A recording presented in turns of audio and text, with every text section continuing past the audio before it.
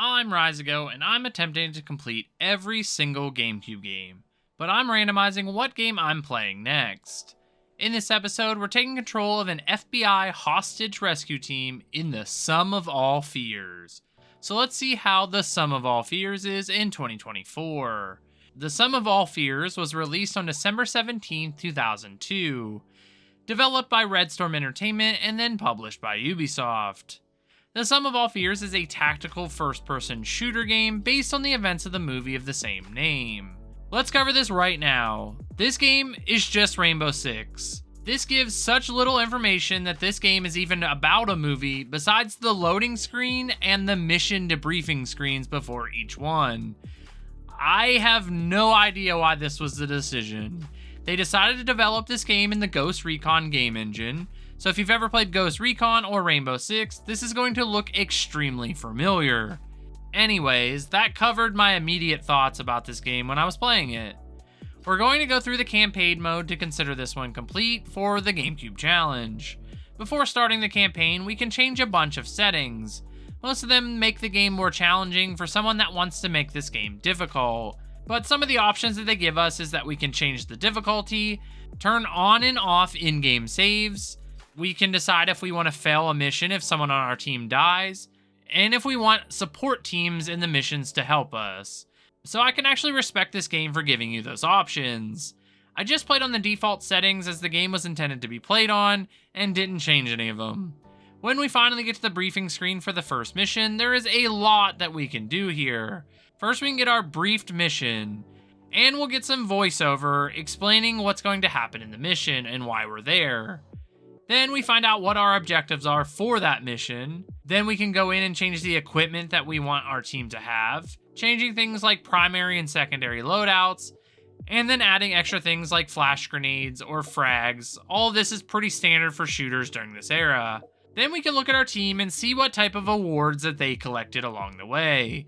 These will stay for the entirety of the game unless you end up letting them die during one of the missions. And then the last thing we can look at is intel, which is just extra information about what's happening in the world and or the mission we're attempting or previous missions. Now, this game does a terrible job at explaining what is going on during the game, so I'm going to attempt to tell the story as we go. I'm probably going to leave out quite a bit. The first mission has us going in as a unit called the FBI Hostage Rescue Team. In this mission, we need to breach a Charleston, West Virginia television station. Then go in, save the hostages that are there, and then shut down operations for a militia calling themselves the Mountain Men. This ends up being the first two missions of the game. Let's talk about the gameplay of this game. We control a 3-man unit as we go through each mission. We have a predetermined line of travel for the most part during this game, so we have to complete one task to get to the next task. We can control other people in our party, but it's very limited.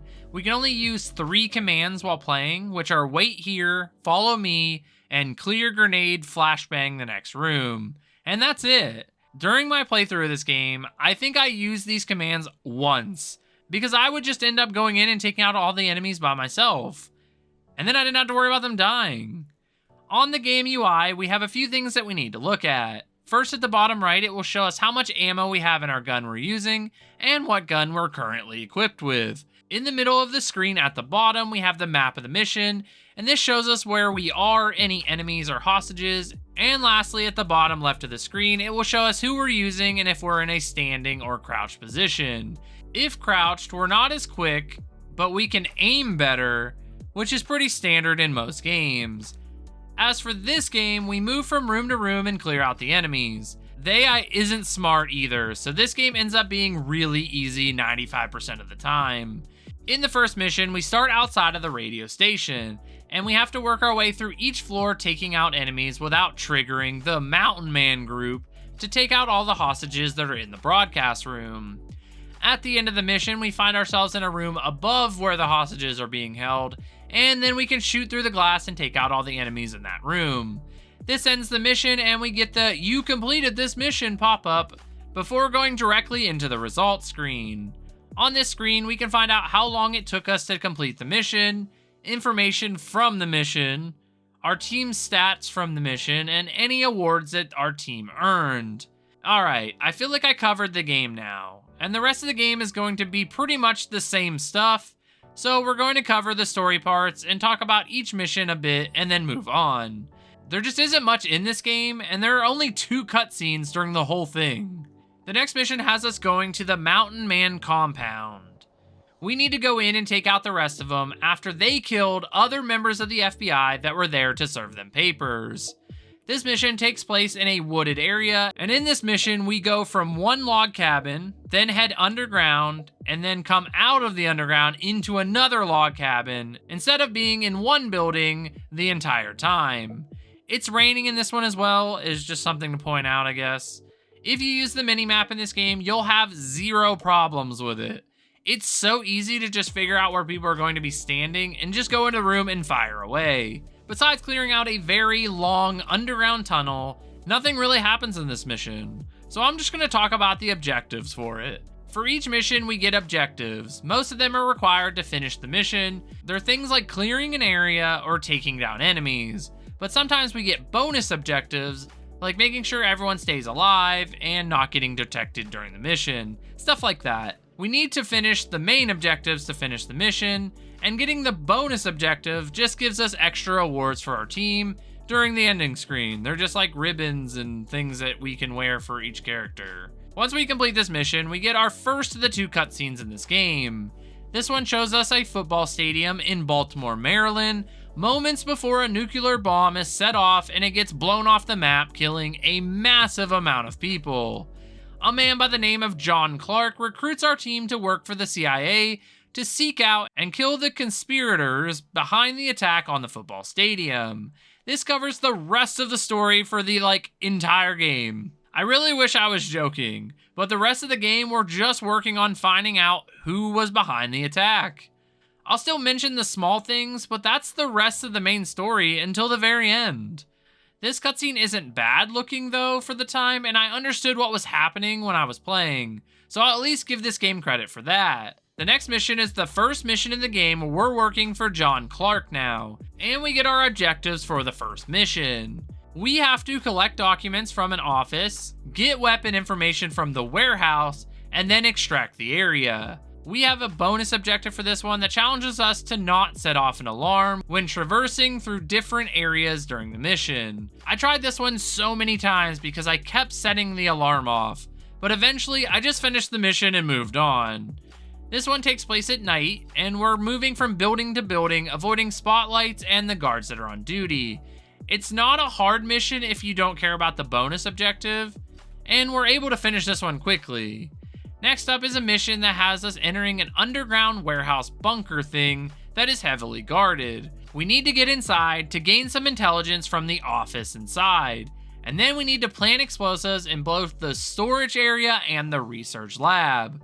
This mission was another easy one, but the bonus objective was to not have any team casualties, and for some reason, I always had someone on my team go down, either by someone sneaking up behind them, or just a stray bullet would hit them. It was so annoying, so I ended up having to do this one a handful of times to complete that objective.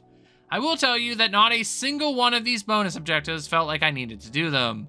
They were sort of just there. The next mission takes place in a prison, and we have to move through different cell blocks taking out all the enemies. We also need to plant explosives in cell block A and cell block D. I have no idea why those ones specifically, but we just have to.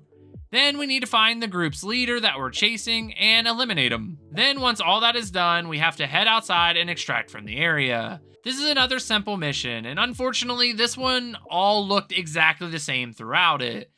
Which makes sense because it's a prison, but it just made the mission feel boring. I guess I was just starting to get tired of the same repetitive gameplay cycle. There wasn't anything new happening, just the same things happening over and over again, so I guess that's why. Next mission has us heading into a military camp, but this mission takes place during the day, and it's actually bright for once. While we're here, we have to disrupt the weapons sale, neutralize the VIP backer, and then clear the barracks, with the bonus objective just being to neutralize all enemies during this mission. This mission was just okay. Nothing really stands out about it, but it was just fine. In the next mission, we find out that some of the mercenaries that we thought were in the camp in the previous mission are in a different location, so we have to make our way there and take them out. The idea is to first go inside and secure intelligence documents again, then we need to rescue all the workers that are there because they don't have anything to do with all this, and then lastly we have to find and defuse the bomb that the mercenaries planted. The bonus objective for this mission is to just keep everyone alive on our team. This mission wasn't anything special, but it's extremely dark, and this mission took me forever to find the workers. I don't know why, but I just couldn't find them. The mission cursor was showing me that they were in one building, but actually they were in a different building, so I ended up just walking around for a while before I eventually found them. I really hope that this bomb wasn't on a timer, because it would have went off with my team just running around all clueless. But remember, we're the best of the best, and the CIA went out of their way to recruit us for these missions. I know I'm just being facetious. Honestly, up to this point, everything in this game actually had worked very well for me. It was just a really weird thing that caught me by surprise. Anyways, we're able to complete this mission with no issue after that, and we can move on to the next one. The next mission is fun. Using the information we collected from the last mission, we found the man that has been buying and rebuilding weapons. We have to head into his mansion and clear out all the enemies and capture his secretary. Once we do that, we need to seize documents from his vault and clear out all the enemies by the swimming pool. The bonus objective for this mission is just not having anyone die again on our team. This mission feels better paced, and I like that since it's a house, every area feels different from one another, unlike some of the previous ones. I think this is my favorite mission in this game, or at least in the top 2. In the next mission, we find out that Olsen and his secretary have been taken care of, whatever that means. And then we need to head into a large office building to recover some financial documents from it. Then we need to search around and find the vault security code, make our way to the vault, steal everything inside, and then make it back outside to extract.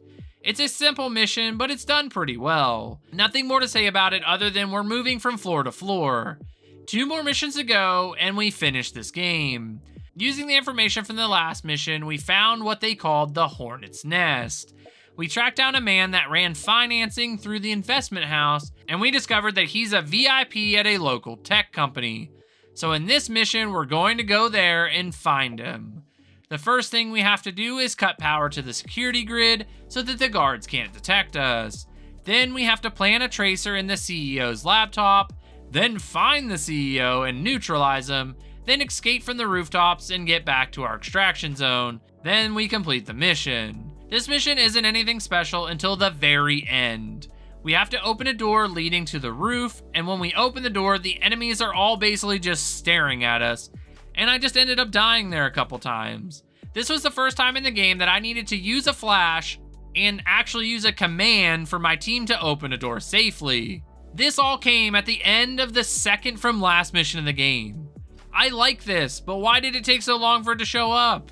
Is it because I was playing on easy? Let me know down in the comments if you played this and also had some issues with these enemies on the roof. Last mission of the game, we finally made it. In this mission, we find out by using the tracer we put in that laptop that the man behind the nuclear bomb at the football stadium was a man known as Richard Dressler.